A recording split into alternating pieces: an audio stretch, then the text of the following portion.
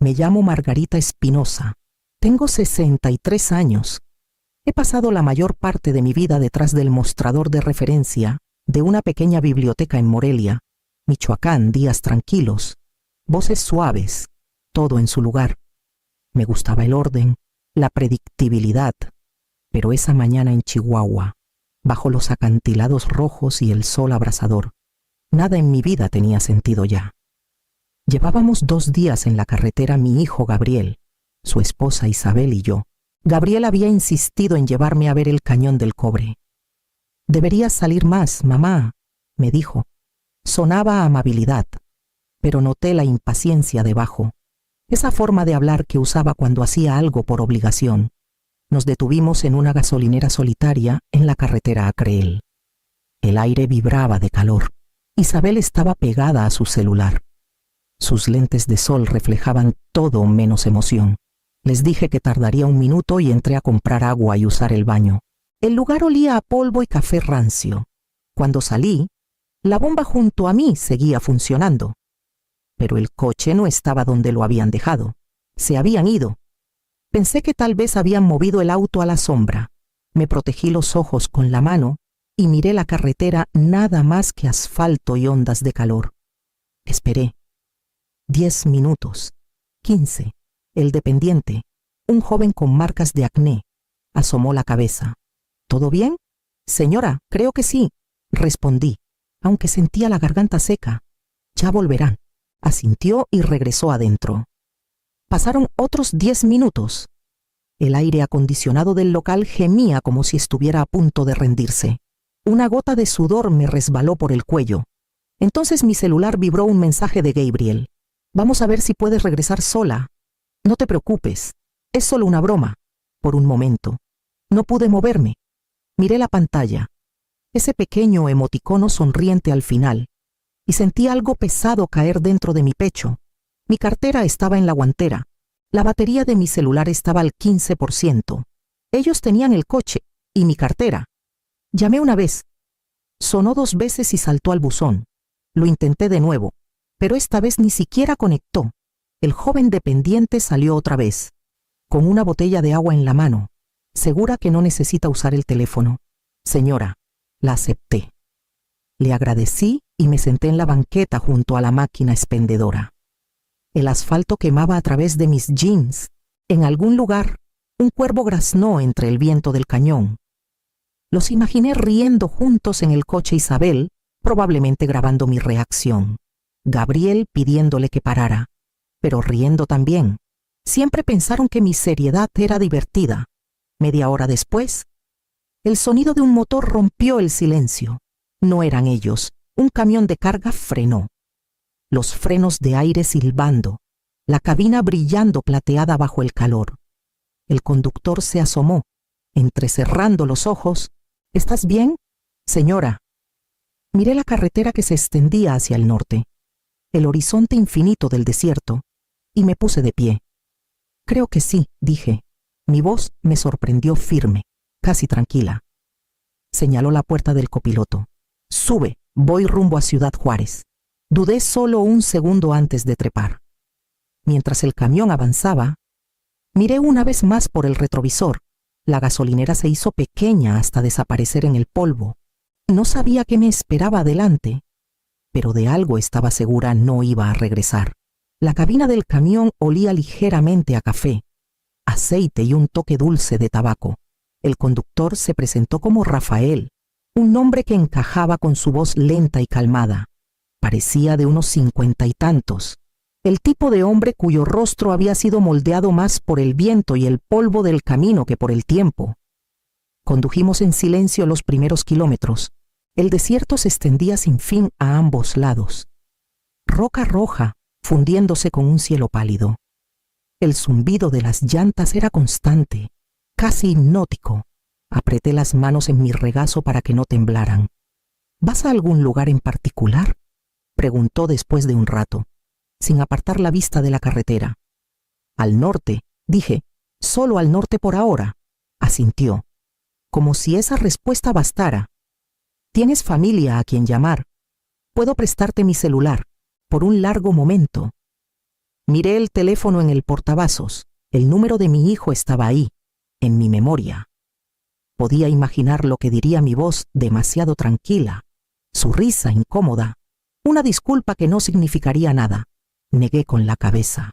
No, gracias. Rafael no insistió. Tú decides, dijo, subiendo un poco el volumen de la radio.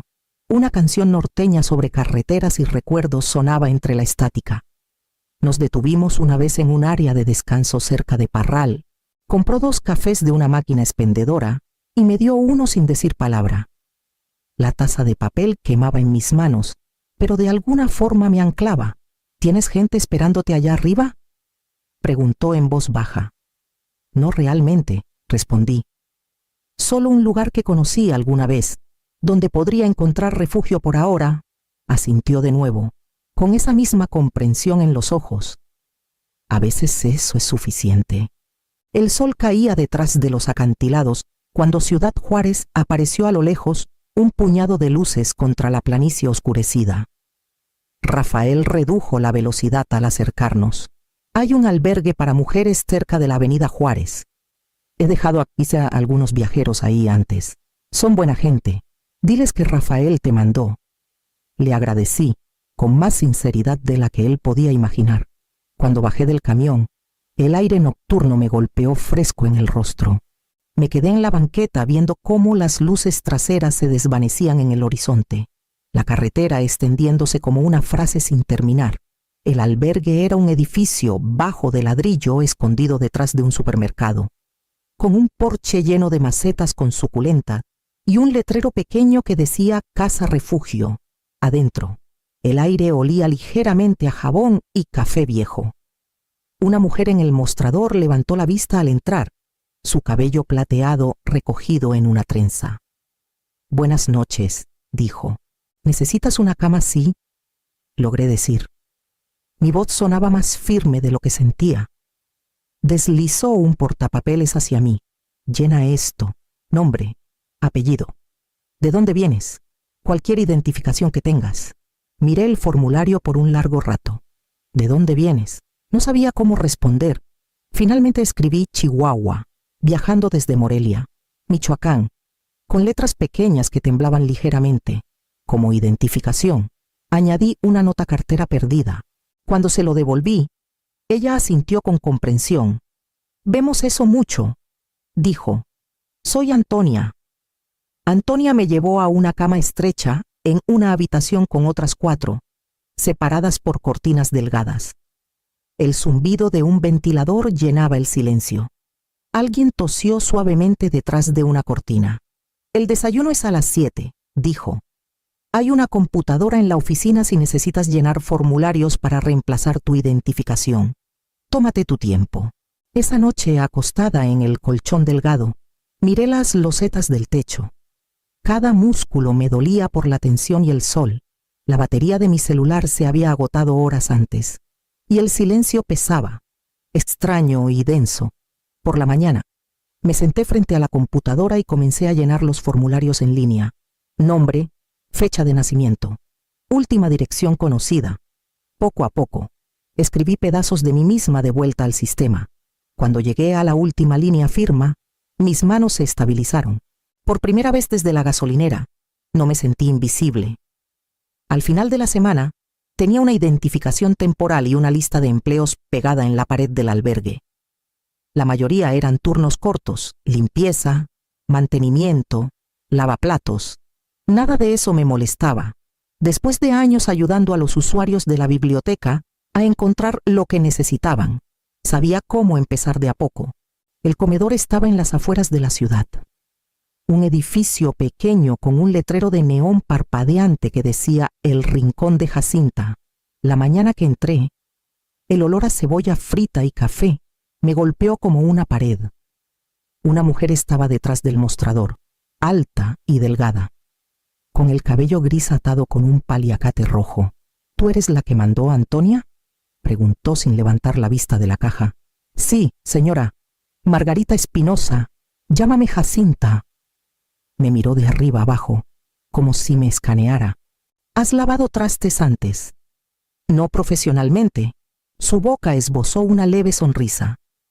Ya aprenderás. Los mandiles están atrás. Si llegas tarde, ni te molestes en venir. Esa fue toda su inducción. Pero cuando me dio el mandil, pesaba más que tela, era algo como confianza. La cocina era un torbellino de calor y ruido.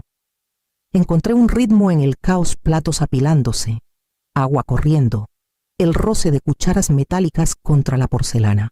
Las primeras horas me dejaron las manos ampolladas, pero no me quejé. Los cocineros eran amables a su manera ruda, gritando instrucciones que sonaban a insultos, pero no lo eran. Para el mediodía, el fregadero estaba lleno otra vez, una montaña de sartenes grasosos. Me subí las mangas, el sudor corriéndome por el cuello. Jacinta pasó una vez, dejó un vaso de agua junto a mí y dijo: «Eres lenta, pero no te rindes. Sigue así». Esas palabras me sostuvieron toda la tarde. Cuando el último plato estuvo guardado y el piso trapeado, salí al aire fresco detrás del comedor. Me dolían los brazos, la espalda, pero sentía algo que no había sentido en semanas: utilidad. Jacinta salió con un cigarro colgando de los dedos. «¿Vives en el albergue?» «Por ahora», asintió. «Te dejarán quedarte 2 semanas más. Después, necesitarás dinero para renta. Te mantengo si quieres las horas. Quiero», dije. Exhaló humo hacia el estacionamiento de grava. «Entonces aquí te quiero a las 6. Y trae guantes». Cuando volvió adentro, me quedé un largo momento bajo la luz pálida del atardecer. Mis manos ardían, mi ropa olía a jabón y grasa, pero debajo de todo eso, algo callado se movía: el orgullo, redescubriendo su voz. Para finales de otoño, las rutinas se habían asentado en algo casi estable. Trabajaba 5 días a la semana en el rincón de Jacinta. Dormía en el albergue y ahorraba cada peso que podía. Cuando la encargada de la tienda de segunda mano al otro lado de la calle me mostró un celular prepago por 500 pesos. Lo compré. No para hacer llamadas, solo para sentirme conectada a algo otra vez. No le di el número a nadie más que a Antonia, por si había emergencias, pero 2 semanas después apareció un mensaje de un número desconocido, luego otro. Abrí el primero antes de poder contenerme. Era la voz de Gabriel, débil, insegura. «Mamá, oye, esto se nos salió de las manos. Isabel dice que solo iba a ser una broma. Íbamos a regresar, pero luego, no sé, llámame». «¿Sí?». El segundo mensaje llegó un día después. El tono de Isabel era más cortante, casi molesto. «Pensamos que ya habrías vuelto. No puedes simplemente desaparecer así. Margarita, la gente está preguntando». La gente se refería a los vecinos, amigos, los que creían todo lo que ella decía. Escuché los mensajes 2 veces, buscando culpa, algo real, pero solo oí incomodidad, la que llega cuando una broma cruel cae más duro de lo esperado. Volvieron a llamar esa noche. Dejé que sonara. La vibración del celular en la mesita sonaba como un insecto atrapado. A la mañana siguiente, Jacinta notó que estaba más callada de lo usual. «¿Alguien te está molestando?», preguntó, limpiando el mostrador. Me encogí de hombros. «Solo fantasmas», no insistió. «Ignóralos», dijo simplemente. «Solo existen si los alimentas».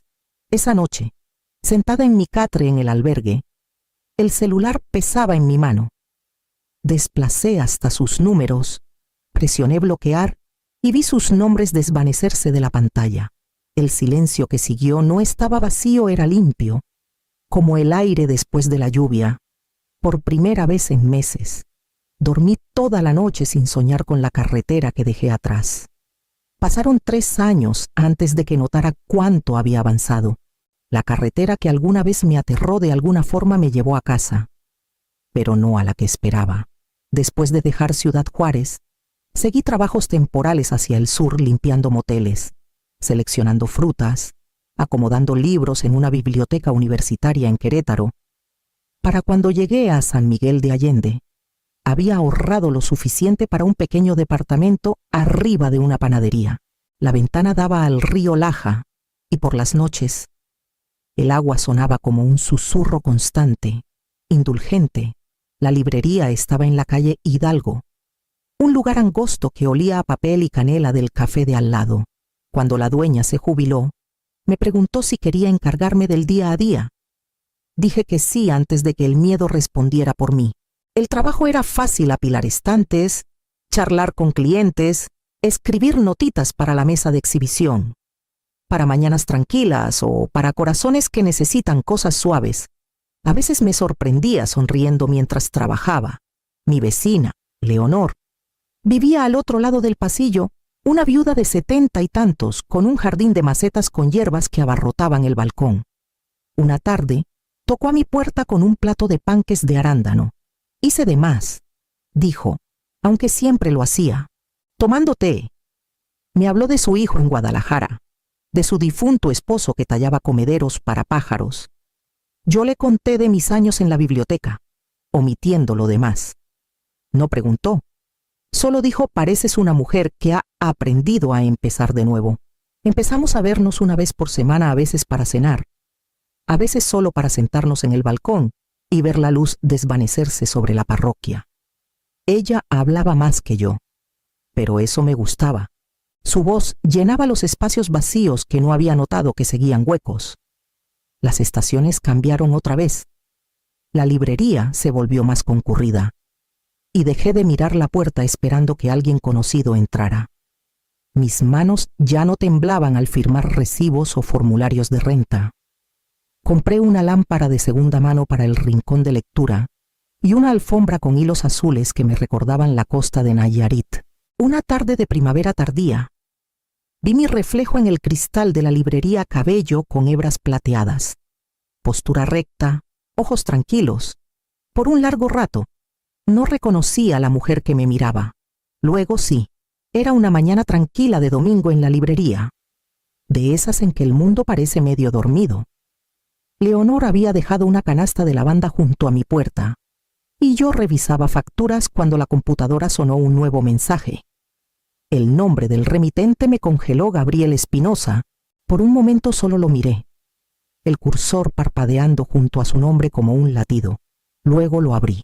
Mamá, empezaba. No sé ni por dónde comenzar. Las cosas han estado duras. Perdí mi trabajo hace 2 meses y el negocio de Isabel no va bien. Hemos estado hablando mucho del pasado, de lo que pasó. Fui estúpido. Los dos lo fuimos. Pensé que era divertido, pero ahora veo lo equivocado que estuvo. Te extrañamos. Tal vez podríamos hablar. Siempre has sido buena con el dinero.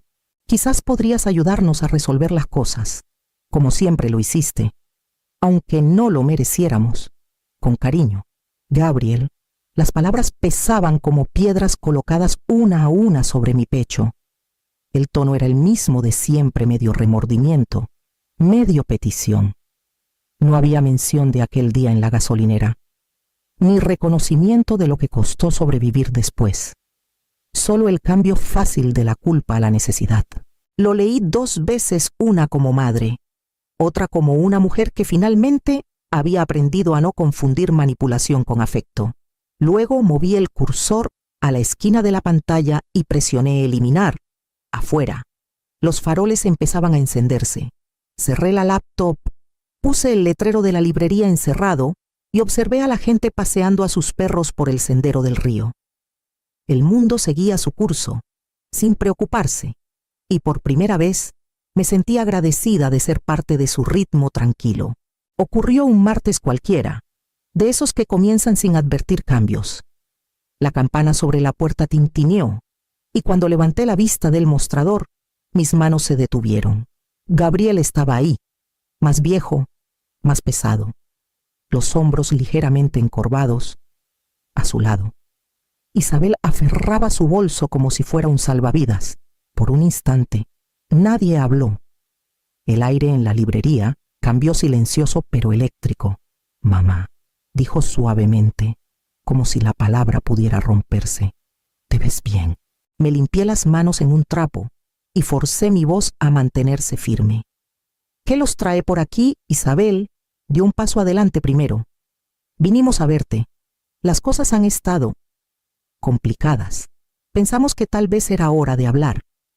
Su tono tenía esa cortesía cuidadosa de alguien que aún cree tener la ventaja. Señalé una mesa pequeña junto a la ventana. Pueden sentarse. No compraron libros ni miraron alrededor. Hablaron de sus problemas, la pérdida del trabajo, la hipoteca, la sensación de que nada se siente bien ya. Gabriel dijo que los atormentaba la culpa. Luego vino la verdadera razón. Solo necesitamos un poco de ayuda para salir adelante, dijo, con los ojos buscando los míos. En un cheque en blanco escribí una cantidad simbólica lo justo para cubrir el costo de regresar a salvo. Un gesto de lo que se debía. Rasgué el cheque, lo puse en la mesa y lo deslicé hacia ellos. Gabriel frunció el ceño. ¿Qué es esto, el costo de regresar? Dije. Es todo lo que se debía. Los labios de Isabel se abrieron, pero no salió sonido. El rostro de Gabriel se tensó, el orgullo y la confusión mezclándose. Ninguno tocó el papel, el orgullo y la vergüenza luchando en sus expresiones. Puse el letrero de la librería encerrado. Ya se pueden ir, dije en voz baja. Lo hicieron. La campana sonó de nuevo cuando la puerta se cerró tras ellos. Y el sonido se sintió final, como un capítulo cerrándose en un silencio perfecto. Esa tarde comenzó a caer la primera nieve de la temporada, copos lentos, deliberados, flotando frente a la ventana de mi pequeño departamento. El aire afuera brillaba pálido contra los faroles, suavizando todo lo que tocaba. Leonor pasó con un termo de té, las mejillas rojas por el frío. Nos sentamos un rato en un silencio cómodo, viendo el mundo volverse blanco.